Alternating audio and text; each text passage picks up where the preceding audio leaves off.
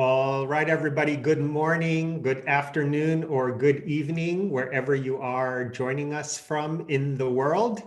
My name is Rich Fernandez. I am the CEO of the Search Inside Yourself Leadership Institute, and we are a global leader in mindfulness and emotional intelligence skill development in organizations. And I am thrilled today to be hosting a very dear friend, a colleague, and a real thought leader and practitioner in the space of leadership and leadership together with mindfulness and emotional intelligence. And that's my friend, Martin Tracey, who's Vice President of People at Google. So Martin, welcome. Thanks, Rich. Great to be here with you. Yeah. And so if you are just tuning in and you're on this call and can chat in where in the world you're joining us from, that'd be great. It's always neat to see where people are joining from. Typically, we get people from all across the world. So the topic today is why mindfulness and emotional intelligence are keys to a high performance culture. And like I said, I'm thrilled that you could join us, Martin, because you have been a part of high performance cultures pretty much throughout your career. And I've actually, full disclosure to those of you that are listening, Martin and I are dear friends, but we also have collaborated, I think, across 3 or 4 different companies, Starbucks, Whole Foods, Google, on these very topics. So I'm excited today that we get to share a little bit about that journey, a little bit about the observations that you've had. And with this audience too, which you can see is global. I'm not sure if you're seeing the chat, 78 people from pretty much almost every continent. This latest one from Nairobi, Kenya. So wonderful and welcome everybody. And I'm glad you can join us as a global audience.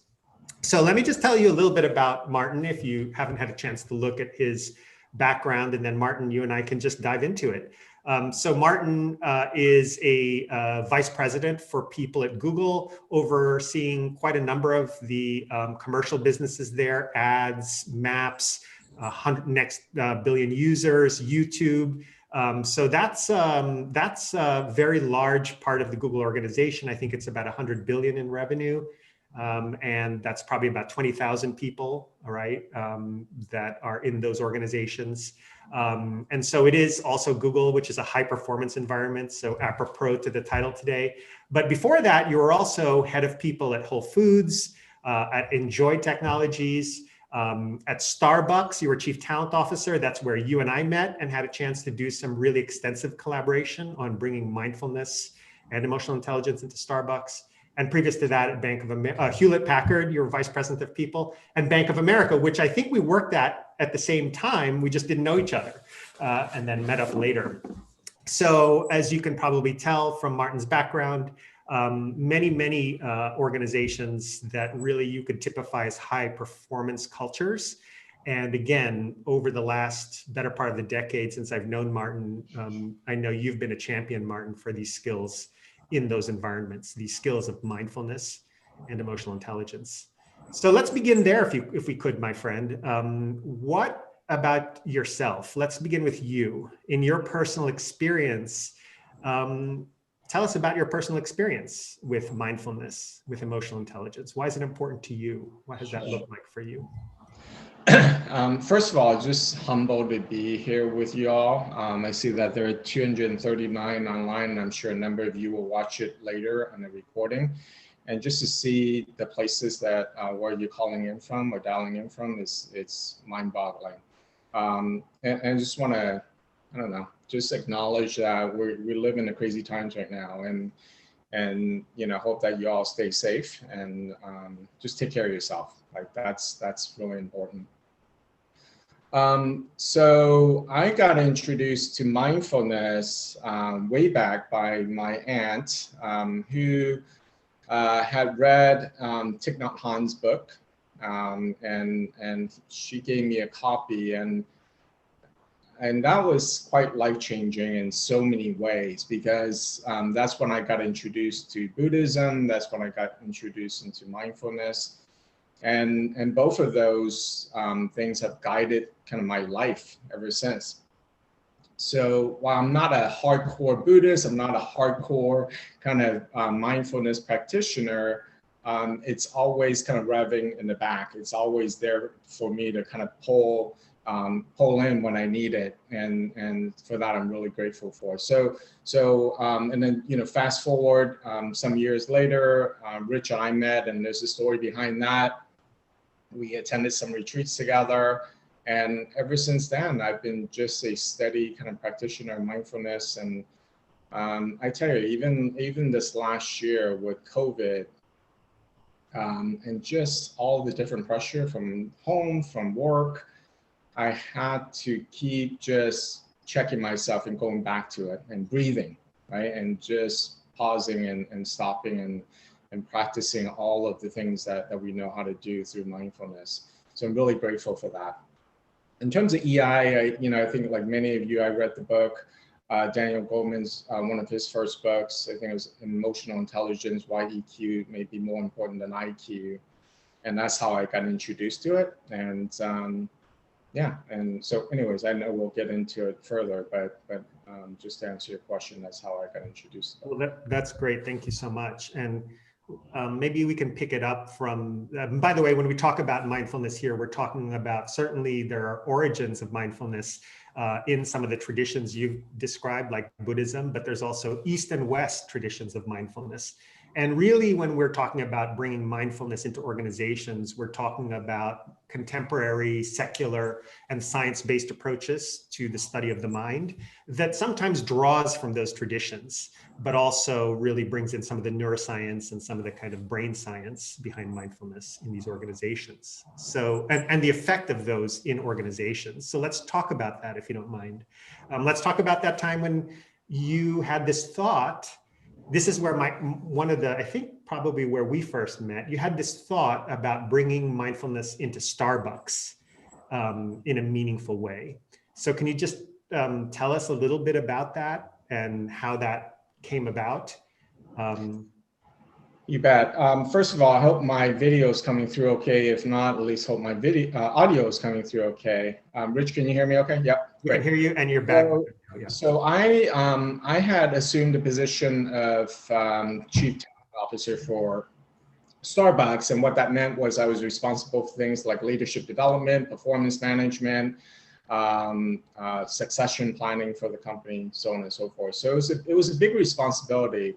And at that time, I had read a book and kind of knew what Google was actually doing around mindfulness and search inside yourself, and was really envious. It was really envious of what Google was doing.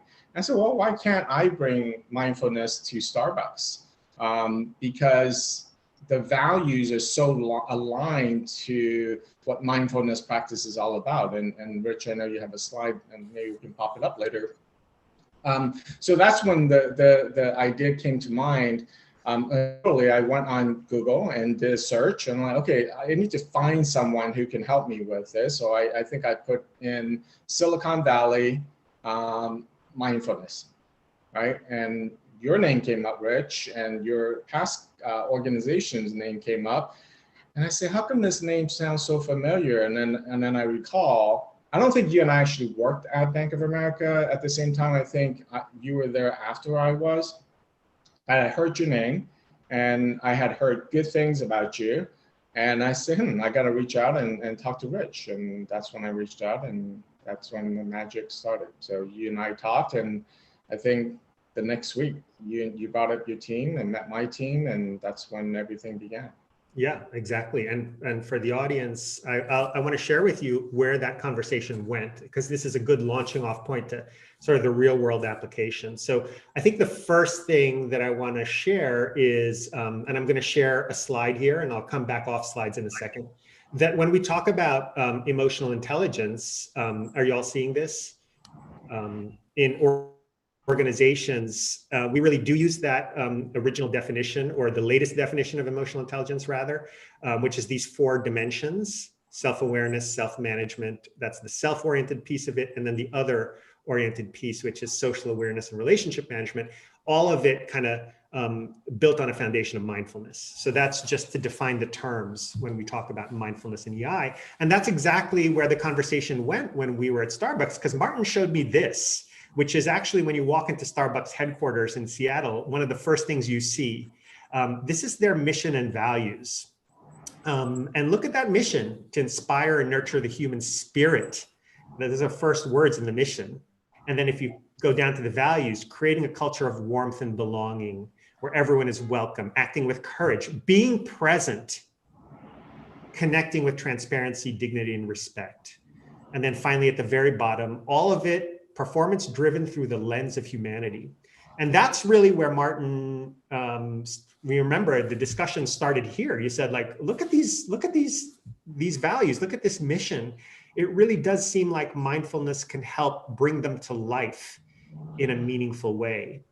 Perhaps then, Martin, you can share how that played out at Starbucks when we started. I have my version of it because I was there doing that work. But what was your experience? How did this play out at Starbucks? Did it align with this?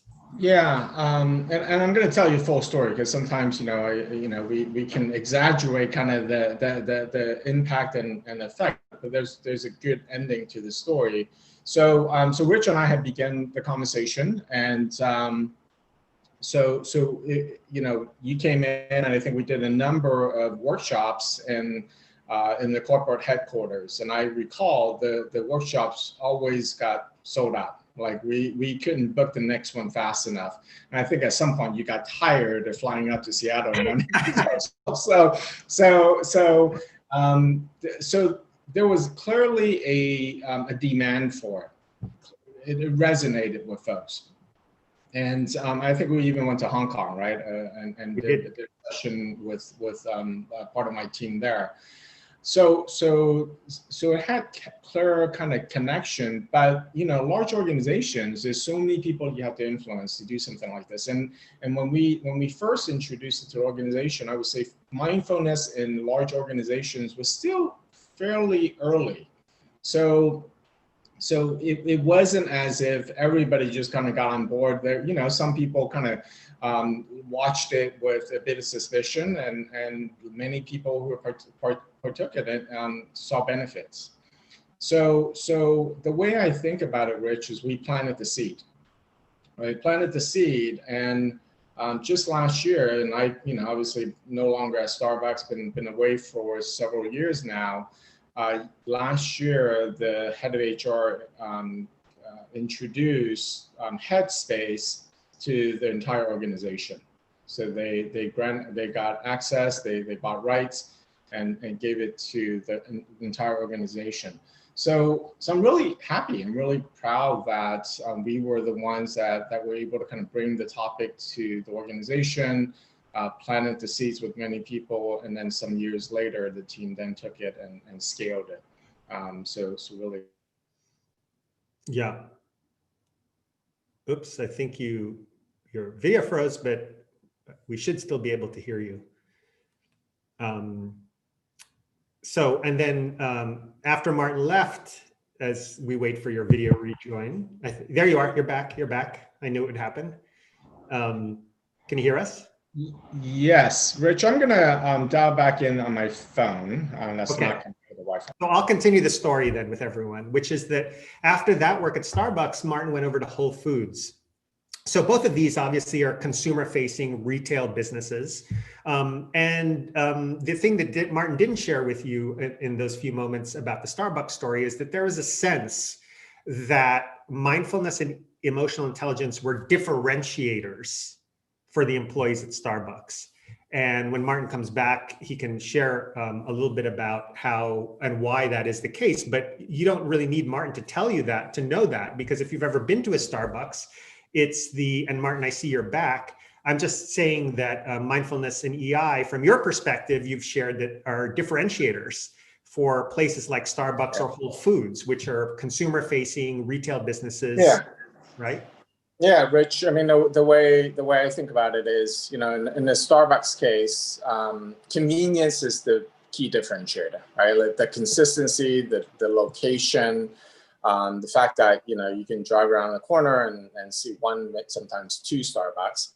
That is first and foremost. But after that, I do think, certainly from the company's perspective, and how much emphasis they place on the barista and the experience of the barista and the customer, that connection for me is a differentiator.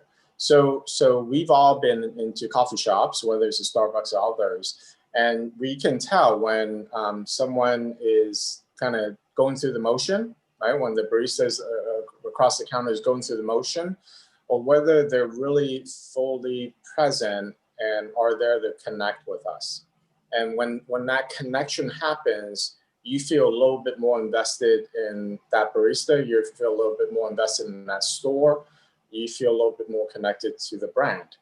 So I'm a real pragmatic kind of HR person, in that I think of myself as kind of business first, and I happen to be in the people business. So I do approach these things from a bottom line perspective, because at the end of the day, Google, others are accountable to the shareholder. So I draw that back, and when there's that connection, and that means that that customer keeps returning to that Starbucks, we've succeeded. And then, obviously there's kind of higher benefits to that. Like who doesn't like to be acknowledged? Who doesn't like to connect with another human being and feel like that person actually, wow, in that brief moment of interaction, they actually demonstrated care for me. Right. Yeah. So, and then in Google's case, Rich, I mean, you worked at Google at one point. My goodness, like I work with some of the smartest people in the world, and I don't think I'm exaggerating, right? I mean, if you think about search, maps, other areas where we have expertise, we literally have some of the smartest people in the world. Some of these smartest people in the world are also in their head a lot. They're very analytical, right? So we've done studies to look at kind of mental health, and disproportionately, we are at higher risk of depression and mental health issues at Google. Right. So that's why I think SIYLI has been so, it's been running at Google for years, right? Years, probably well over a decade now, right? Yeah, yeah. And it's consistent. Which is search inside yourself, by the way, because people don't know if you don't know what SIYLI is, search inside yourself is the core emotional intelligence and mindfulness curriculum that was developed at Google and later brought outside as a educational nonprofit, which is the Search Inside Yourself Leadership Institute. And the acronym is SIYLI, SIYLI, which is a goofy name, admittedly, but we like to keep it light. Anyway, yeah. Sorry, I interrupted you. No, thanks, Rich. Thanks. I made the wrong assumption that everyone would know what SIYLI is. But it's, the course is consistently oversubscribed. So for me, if you've got folks who have depression or who are getting burned out, well, we lose productivity and we don't deliver great products for our users, and that hits the bottom line. So again, I approach these things from a really pragmatic standpoint, not to do it for doing its sake, or other companies are doing it, so we should do it. But what does it mean for our shareholders? What does it mean for our employees? And we can draw a clear connection to the value to all the key stakeholders. Absolutely. And I want to then almost double click and go a little deeper on that, especially as regards the high performance team, because there's actually research that's been done on this, which I'm sharing with you here, which you'll find on Google's site Rework. But if you're not familiar with this study, and it's part of the core curriculum we teach, it's Project Aristotle. Martin, this was before you arrived there, but it's probably still very alive and relevant, where at Google, we studied the kind of attributes of the highest performing teams. We wanted to know what differentiated teams from one another and which were the highest performing ones. And what they found was these are the top 5 characteristics of the best teams. And the sort of very, very primary element, the number one element, was a sense of psychological safety, where team members are able to feel safe to take risks and make big bets and be vulnerable, that failure was okay and was supported as long as you can continue to learn from it and grow, and that everybody had each other's backs, including management. And that was the number one contributor to the best teams at Google. And again, here, psychological safety in many ways is what is the foundation of this emotional intelligence that is operationalizes things like psychological safety. Mindfulness further helps to operationalize these qualities as well. And so at a place like Google, this is also one reason I think the SIY, the Mindfulness and Emotional Intelligence curriculum, has become so important because it helps to feed or support this attribute of teams. What do you think? Yeah, Richard, what I would add is, if you look at 2020, and January is becoming the 13th month of 2020, unfortunately. But it was a very challenging year to be inside big companies, or companies in general. Right? It was challenging because all of a sudden you went from a kind of the physical world to a virtual world, like overnight, right? And with COVID, with all this kind of social unrest that was happening, especially here in the US, what we found out very quickly was our managers weren't quite equipped on how to handle it, right? Like how do I support and connect with the mom that's kind of dual hatting, caring for the children, who's running around the house while they're trying to work. So stress level actually went escalated because of all of those constraints. But what we found out was managers just weren't equipped to support their people.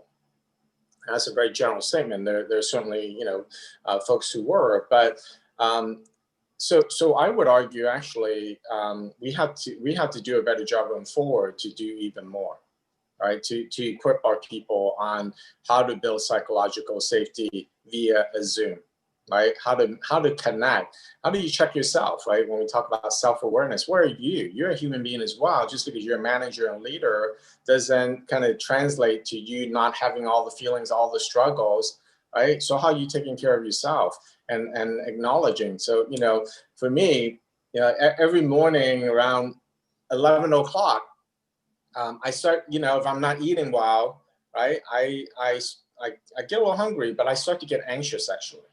I start to get a little anxious, and a little trivial thing could get magnified, right?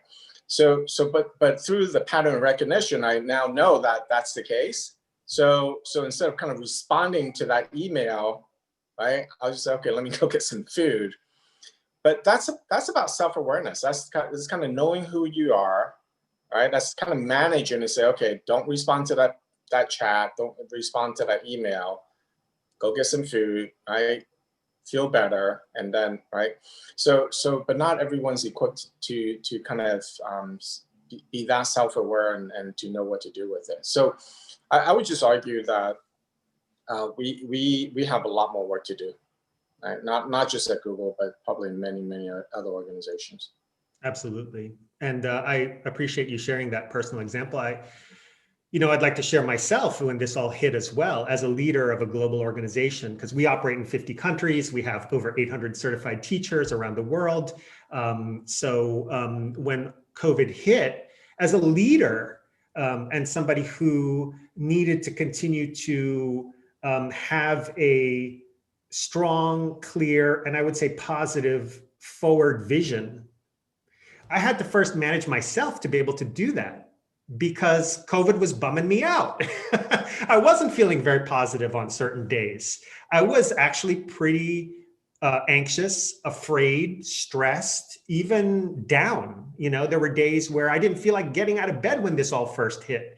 It affected our business. It affected everybody, right? But I had to find the resilience. I had to find a way to feel those feelings and then find a way to kind of gather myself, and then also find my way to the forward vision, right? So one thing I do is I have a regular mindfulness and meditation practice, and that helped hugely because I was able to sort of feel the feels and notice them as an experience, but not like an all kind of consuming experience, that there were other possibilities. And so that helped me in those times, and I was able to start to really work with the team, I feel like, more closely to sort of think about the path forward in these uncertain times. And talking about the path forward, by the way, there's also, if I could bring it to a slightly different sort of area of this. There's the future of work. There's what happens now after COVID, as well as the ongoing change that's happening because of technology, automation, artificial intelligence, machine learning. All of these things have serious implications for the world of work. And, I'd love your perspective on that. And I have some things to share here, which I can do. And then I'd love your perspective because, there's been a lot of sort of studies about this now from different places. The World Economic Forum talks about how in 2022, emotional intelligence will be one of the core skills. You see here, it's number 8 on their list of skills that are going to be necessary for the future of work, along with some of those other skills, which are also related to kind of human-centered skills, right? They're not, the growing skills aren't all about being able to write killer algorithms or debug code. They're much more, I'd say this list is much more about kind of the human-centered dimension. LinkedIn, now it's 2021, of course, but they say currently in 2020 that it was at least the top 5 soft skills, they call it, includes emotional intelligence. But you do see the hard skills being those computational skills, those analytical skills. And then, again, just other articles about the future of work and how emotionally intelligent bosses, leaders make for happier, more creative employees. We know this from our own study because we did a study of emotional intelligence in the workplace that you see here, has all these attributes, 59 countries, about 1,000 respondents from a variety of industries. And they all agreed that emotional intelligence was critical because these were the top 5 priorities for organizations in this year, 2021, the next 12 months. So when we did this study, which you can find on our website, by the way, if you go to SIYLI.org, SIYLI.org, you can find this study, you can download it. And these top 5 skills suggest, again, that human-centered capacities to manage uncertainty, stay productive in the midst of this uncertain environment, express leadership, manage stress and burnout, and collaborate are critical. So much so that 85% of the respondents agreed that EI was an important skill for the future because also, other than Project Aristotle at Google, these 1,000 respondents from 59 countries that we surveyed said that these 5 skills matter for team success. And again, they're all human-centered skills, right? Collaboration, communication, adaptability, productivity, and so forth. So I wanted to ask you about that for the future of work. Like, what is the role of mindfulness and EI, if it's not already obvious from this research? Yeah, Rich. I mean, I'm getting sunned on here. We got this expensive weather here in California where it's sunny outside in January. So I'm just going to close the shade. That's right. So if I think about this slide that you showed, kind of dealing with uncertainty, and going back to what we just talked about, 2020 is a great example. I mean, who would have predicted all of the uncertainty that came out of there? And then certainly what happened in recent weeks here in the U.S. Who would have ever predicted, right, that things would have happened the way they did? So I would just say the volume and the volume kind of uncertainty, it just seems to be magnifying, just seems to be growing. And if you think about the future of work, well, COVID has changed the future of work, right? Because every organizations from Twitter to Facebook to others, including Google, we're competing for talent every day, right? And so when one company like a Twitter or Facebook announces that they're going to be moving into a much more flexible kind of schedule, and in some cases a complete virtual environment, we have to be equally responsive. But at Google, we do believe that ultimately, when we're face to face, when we're serendipitously running into each other, great things happen. And there's plenty of research that tells you that. But still, right? Do we want our people to be sitting in Bay Area traffic for an hour, right, or two sometimes to get to work. So there's going to be some blend of kind of virtual and physical, right? And when we come together, the workspace is going to look quite different. So maybe less offices, but much more meeting rooms, much more kind of hoteling, right? You just drop in, you don't have a dedicated space. So the whole future of work is going to look very different. So that's going to require us to teach our managers and leaders on how to connect with their people in a much more virtual world going forward. And when they are together, how do you make the most of that time, right?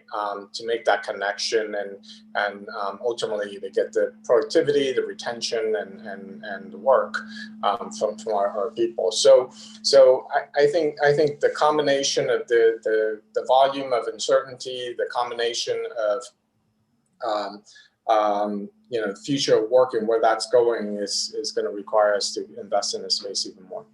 Great. And I want to bring in some questions here that are floating in. We've got quite a few, but one is very topical to what you just said, which is what are the top COVID coping tips from a mindfulness EQ perspective for you? And they also direct it to me. So perhaps we can each share, maybe is there a tip that can be useful for everyone from your perspective? For me, it's a real kind of recent kind of aha.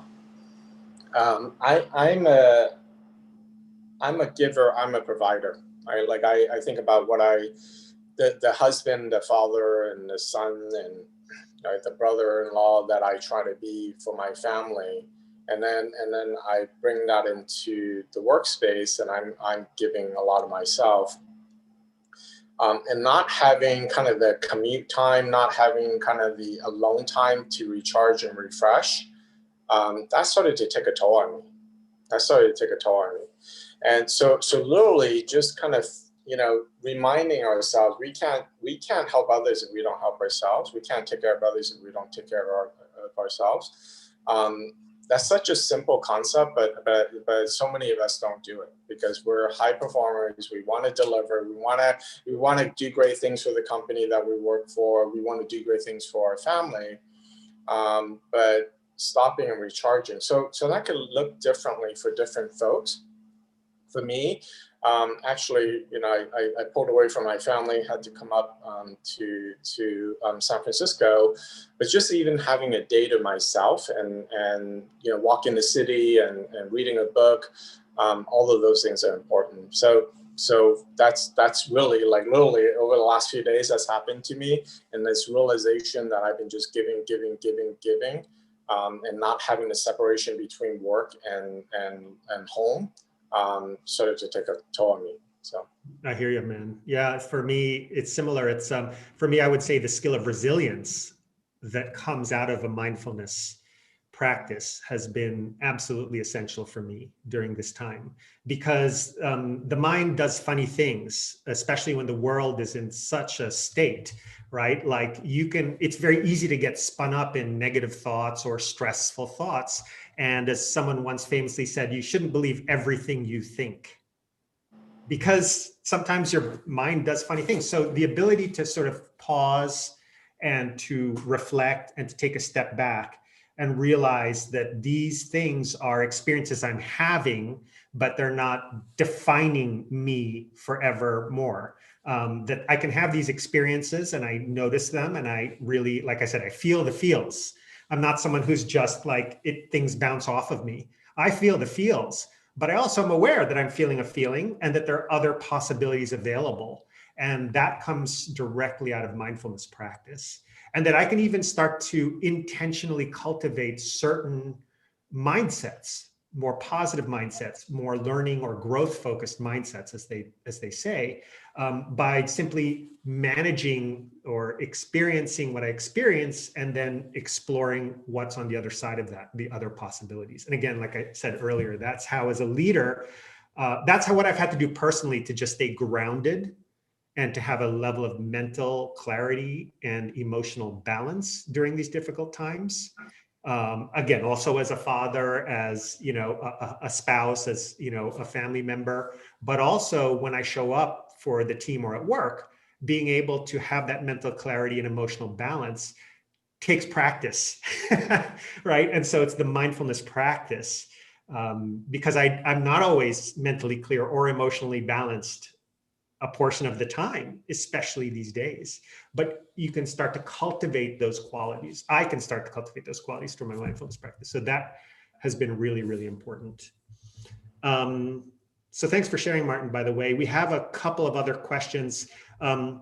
There's an interesting question about implementation. And I'll share some perspectives on implementation, but I'd love to hear from you first. How did you start to implement mindfulness culture in a place like Starbucks or Whole Foods or elsewhere? Yeah. I mean, Starbucks, I think, is the best example, right? So as I shared, we implemented one. You just you have to be able to kind of take some personal risk.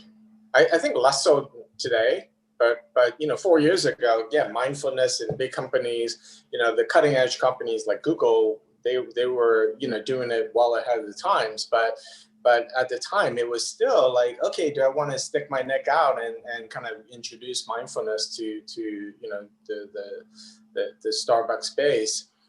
So taking some personal risk, I would say, is number one. Second is there are probably others who are just as curious and just as passionate as you are. Find those people. Because that's exactly what happened. We started to do some workshops, and the Julie Radas and others started to say, hey, this is great. Like, we should be doing more of this. What role can I play? And you'd be surprised. You'd be surprised with who's a practitioner or who has curiosity about it. And all of a sudden, you've got a little bit of an army who can kind of help champion it. And the third is start small. So pilot. Right? Anytime you say pilot to folks, they're like, okay, that's fine. Like, go off and pilot and learn and come back and tell us, right? So I remember the head of HR at the time, he came into one of our sessions, Rich, and he saw, right, that the room was filled, it was standing room only, and he walked away feeling quite comfortable, right? That he can go to the executive suite and say, yeah, this is what we're trying, what we're learning. And then just be patient. Right? Just be patient, Rich, right? Because the fact of the matter is, you and I started this journey, we planted the seed, and it took a few years, right? And after I've left the organization, for then someone to pick it up and say, hey, we did this a few years ago, we learned from it, we weren't ready to scale it at the time, now we're ready to scale, and they did. So I would say those are tips that I would offer. And just a real world anecdote from that time, because I think the head of HR was there and it started getting more interest in the organization. I remember I went out to Philadelphia that one time, and like the head of North America, Starbucks, and her leadership team was curious. And they invited me for half a day to, during their kind of annual offsite, to actually bring in these skills for themselves as leaders. So I think that there is like this critical momentum that builds. I want to share, there's a few other questions I'm going to get to around business case and the support leaders will need in 2021 beyond. But I want to build on what you said here about implementing mindfulness, because I just wanted to share a few things, that we have seen, which you see here on the screen. So how then do you implement mindfulness-based emotional intelligence in organizations? And this is just from some of our learnings. These are things we've done at like Google and elsewhere. But what we found in our survey, again, this is of 1,000 people from 59 countries and wide variety of industries, talk about, and this is in the report you can download, these are the different ways they bring it in as informal or formal training sessions, and apps, digital platforms. But the three biggest ways are skills training, informal practice, and emotional intelligence training. Those are what we found in our survey of about 1,000 people. And the way we in particular here at Search Inside Yourself Leadership Institute do is that we introduce it in maybe a lighter touch fashion, a shorter format, things like keynotes, or we have a program called Adaptive Resilience, which is much shorter than the full curriculum of emotional intelligence. Then the core program, deepening it by sustaining through digital learning and then follow-on offerings like effective teaming, using the skills of EI for effective teaming. And then finally, scaling. And scaling is really important because it goes to the train-the-trainer model. This is where you train employees. And I know at Google currently, there's over 70 trained Search Inside Yourself, mindfulness and emotional intelligence trainers that we here at the Institute trained. Like Martin said, we are still working very actively at Google and a number of other places. But this train-to-trainer is really important. And again, if you're interested in that, just check out the organizational teacher training, which we're offering this spring, summer. If you are in an organization as an employee and want to be a champion teaching mindfulness and emotional intelligence. So those are some of the ways that we've scaled. I want to talk about the business case, which is the next sort of question that we're getting here. So from your perspective, Martin, in terms of the business case, what are you seeing? Why is this important you said you're a very practical HR executive. Your job is to deliver the business priorities through the people. So what's the business case for this, as far as you can tell? Don't try to bring a solution to a problem that may not exist. First of all, right? Like you have to start with what is your organization's kind of challenges. So ask that question, right? And sometimes leaders don't answer it directly, but it could be in the things that they're saying, right? Reading in between the lines, and sometimes they'll just kind of clearly articulate, this is what we're struggling with. We're struggling with, burnout. We're struggling with high attrition. We're whatever it can be. Start with that because if leaders, want to understand first, you understand what I'm trying to solve for. Right? I can't run a business if I'm losing, a lot of people or people are burning out and we're losing productivity. So start with that. And then approach it with the fact-based science, right? To what Rich was saying earlier. This modern age of mindfulness is not it's not fluff. It's data-driven, well-researched, right? And I'm sure Rich can turn you to all of that data if you needed it to help you build the case. But it's compelling, right? It's well-studied, right? It appears on Anderson Cooper and CNN. These folks are paid to be critical, paid to kind of draw out the and make sure that it's legitimate. So there's a ton of research, and bring that research and package it in a way that ties back with the challenges that your organizational leaders are trying to solve for, and put a proposal together and pilot, right? So leaders oftentimes are scared, like, whoa, what is this mindfulness thing? I don't know much about it. It seems good. Your research and your data sounds good. But it seems to be risky depending on the organization's readiness. Pilot it, right? Do it small and scale, and let the people speak for it, right? And collect the data, collect it through surveys, and all of a sudden you've got fact-based external research, you've got internal survey results, and then you bring it back to the leadership and say, hey, not only is this working, we're seeing our people really getting a lot out of it. We're seeing managers see, right, their people benefiting from it, and productivity is going up, or maybe retention is improving, and then you scale from there. So I took a lot of steps and just trying to simplify it for us, but that's how I've approached it in the past, and that's what I would recommend. Absolutely, yeah. The data will set you free in some ways, right? Because it helps prove the theory of the case. So along those lines, if I could share a little bit of data, it might be helpful, because this is the data, like people ask, how do you make that business case for folks? And we've been collecting data. We've been running these programs for over 10 years. And as you see here, we've surveyed over 6,000 participants around the world. And what we found in a pre-post study, for example, of participants, and this is just a sliver of the data. This also is available on our website, or perhaps we can just directly send out the link now to our research report.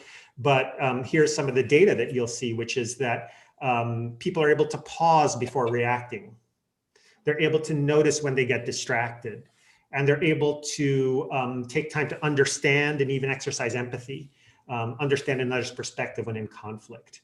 And these double-digit, statistically significant shifts pre-post developing these emotional intelligence and mindfulness skills through this program have really been a difference maker for folks.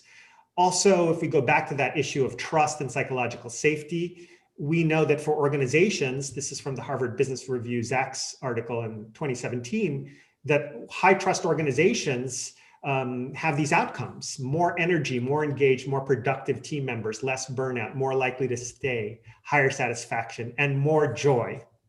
And so all of these are attributes of the top quartile organizations in the top quartile of trust. And again, trust, psychological safety, these qualities are operationalized through mindfulness and emotional intelligence. And then a slide that many of you may have seen before if you've attended these is actually a case study from a different technology company who's one of our biggest clients, which is SAP. And this is a 6-month longitudinal study of participants in the mindfulness and emotional intelligence program, where you see these double-digit shifts in things like a sense of well-being and meaning and engagement, the ability to stay focused, to manage or even decrease stress in this case. And then on the human-centered side, the kind of organizational skills of creativity, relationship, quality, communication, and collaboration all see improvements over time when people are able to exercise these emotional intelligence and mindfulness skills, in this case, in SAP amongst 600 some odd employees who we studied over this, or who SAP studied over this period of time. So I think there's like a real business case because those metrics matter to organizational leaders, and they certainly do help deliver the priorities of the organization. And so hopefully that's illuminating for some folks. Martin, I'd like to point to some other questions that are coming in through chat here. Let's see. What kind of support do you think leaders will need in 2021 to deliver mindfulness-based work cultures for their employees? Yeah. So if I go back to what is the problem that organizational leaders are trying to solve for, I don't believe they're leading with, how do I bring mindfulness to the workplace? That's not generally I think I can say that. No. But what they are trying to solve for is, my goodness, like we thought the worst was behind us with COVID, right? But all the studies and all the statistics is telling us that's not the case. In Google's case, we're planning for kind of a September return to office right here in the U.S. Who knows whether that is now realistic? So for those who have been struggling with, again, the kids at home, young kids running around and they're trying to balance, that is just going to continue to carry through. So what leaders are going to try to figure out is, how do I take care of our people, teach our managers on how to take care of the people, and are they even connecting with their folks in a way that's meaningful, and showing the level of support and care, and ultimately not losing the great talent that we have. That's what they're trying to solve for. So if that's the case, then again, start with their challenge, and if mindfulness practice is not something that's been introduced in an organization, if there was a time to do it, I think it's now. Yeah. Right? Because of everything that we are trying to solve for as organizational leaders. So the questions for you, Rich, and many of kind of, the extended team, right? Many of them are in this call, is how do you kind of take your offering and kind of help people think about doing this virtually, right? How are they? So when we talk about being present, it's much easier when you and I are face to face being present. Right? But how do you show presence when we're doing it via Zoom, right? Are you kind of checking your other monitor? Are you kind of worried about the kid in the back? All of a sudden that gets lost and that gets translated. So how do you adapt kind of the mindfulness kind of tips and tricks into this new virtual reality, right, of where we're at today? So I think that is a challenge for all of us to think about. Yeah, and so there is a specific question about that. It's perfect lead in actually, which is like, which specific daily mindfulness practices or tools could I as a leader encourage my employees, team members to use to cope with not having that separation between work and home, especially for employees who are trying to juggle working from home and homeschooling and just all the challenges of working from home? Like, which specific tools or practices would you recommend for folks? Yeah, maybe you're better equipped to answer that question than I am, but I think it takes a lot of kind of open communication and a bit of negotiation, right, with you and your family to say, hey, I want to be my best self for all of you, and that means I'm going to have to carve out some time for me. Yeah. And for me, it means going for a run. It means going for a hike. It means kind of, being outside in the park, sitting under a tree and just kind of close my eyes and practice some meditation for 20 minutes. So it requires just really clear communication and again, just some honest conversations and negotiations with your family to do that. Yeah. But the key is to do it, right, Rich? I mean, we can say it, or we can fall back into kind of, normal pattern of behavior, but you got to do it. And just someone who, is struggling like the rest of you, again, just, I don't know why, just recently, everything from last year just kind of piled on, and I felt the heaviness, and I felt like, oh my goodness, like I've got to pull away. I've got to just stop and breathe and close my eyes and meditate for a little bit. So the key is to do it. Yeah, absolutely. I would also build on that and say, one of the things we teach here is a skill called response flexibility. Response flexibility, it's a resilience skill. It means you're able to respond to challenging people or situations rather than being constantly reactive to them. And so that the idea is, you're able to, as you said, notice when you are feeling overwhelmed or reactive, and then find a way to take care of yourself. Some people will do a brief meditation. What I do is I usually step outside. I've been getting into gardening lately through this pandemic, and I planted this succulent garden in my backyard. And I literally, if I'm feeling overwhelmed or stressed or reactive, I will literally just go downstairs and stare at the garden for even a minute or two between calls. But just being able to kind of self-manage and self-regulate like that through response flexibility, responding skillfully to challenging situations, but being able to recognize when you are feeling challenged that way. And so teaching that to folks, is a key skill, to pause between stimulus and response, as Viktor Frankl once famously, kind of framed this idea that when we get activated by something, we can actually pause, even just for a microsecond, and consider our response rather than being super reactive. And sometimes that response is to step away. So I agree. Martin, I want to just make a quick comment here because there's a few things on chat where folks are saying, well, sometimes, the values aren't fully realized or lived up to in the case of some of these organizations we're talking about, whether it be Google or Starbucks and so forth. And I just think I'd like to comment that that is probably the case, yes. And values are aspirational. They're things that we aspire to live up to, that I think organizations aspire to be in the best case scenario. So while there's many cases where you could probably find fault in organizations, part of what we're talking about here is ways to start to build the capacities to make good on these values and so forth. Cool. All right. Well, let's see. There's a couple of other questions, and we have just a few more minutes. So let me just see if there's anything here that could, be useful for folks in the discussion. So one thing that is coming up is that why are some leaders still resistant to this idea? Like, what's the difficulty? Like, it's a different time than perhaps when you and I started, but why is there still a big resistance to the idea of building mindfulness in EI? Yeah, I certainly can't can't answer for every leader who's a naysayer and unbeliever, but I will talk about folks that kind of have a level of curiosity. So if I think about the leader who runs our ads business, arguably he has one of the biggest jobs in the company.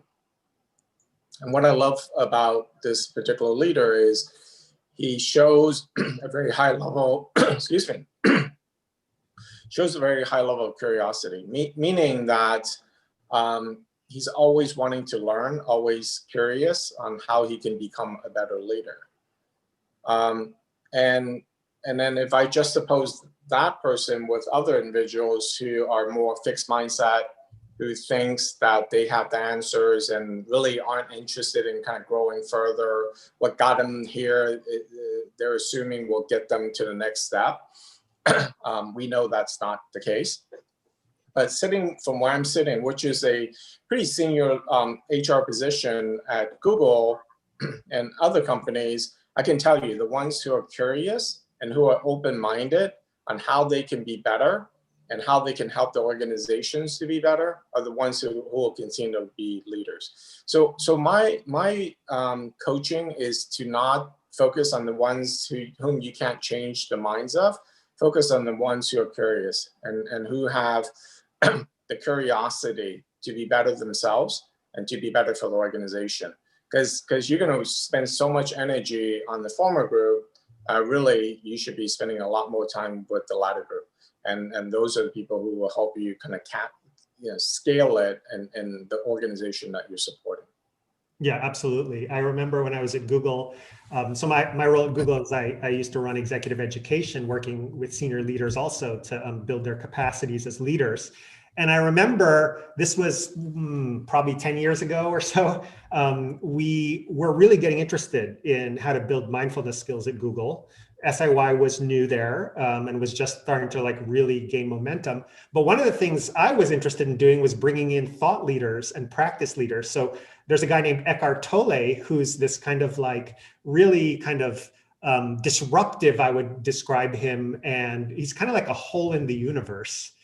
Just kind of like really blows your mind in terms of how to rethink ways of showing up as a person and being in the world.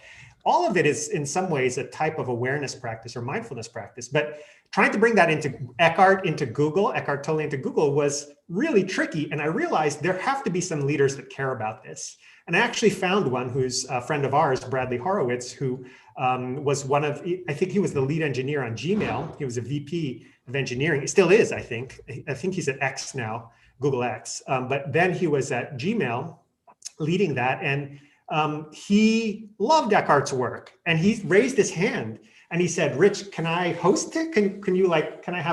I'll get on stage with Eckhart. And we had a Google Talk with Eckhart and Bradley.